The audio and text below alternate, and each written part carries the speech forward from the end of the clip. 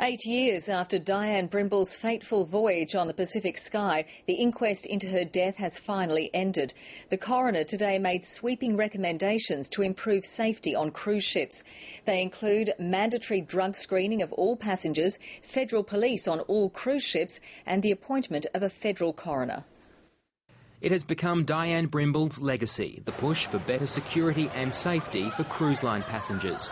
The US has just introduced broad new national laws for cruising, and New South Wales Coroner Jacqueline Milledge is calling on the federal government to do the same.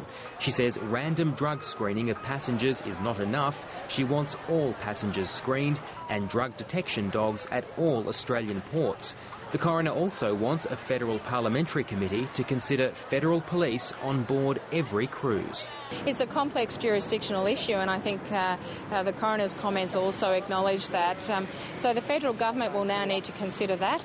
The coroner acknowledged reforms made by P&O since Ms Brimble's death aboard the Pacific Sky, including hundreds of CCTV cameras, restrictions on alcohol sales and crime scene preservation. The proposed reforms could also see Australian passengers face prosecution here for crimes committed in international waters, similar to Australians who commit sex offences overseas. Another key recommendation is the establishment of a whole new jurisdiction, a federal coroner. Coroner Milledge says the states simply don't have the resources to cope with mega inquests like the 8-year investigation into the death of Miss Brimble. Earlier this week, the coroner found that Dianne Brimble was drugged without her knowledge and sexually denigrated. The finding contradicted the long-held notion that she agreed to take the drug GHB, which led to her death. Passenger Mark Wilhelm pleaded guilty to supplying the drug, but a manslaughter charge was eventually dropped. Ms Brimble's family wasn't at court to hear the latest recommendations.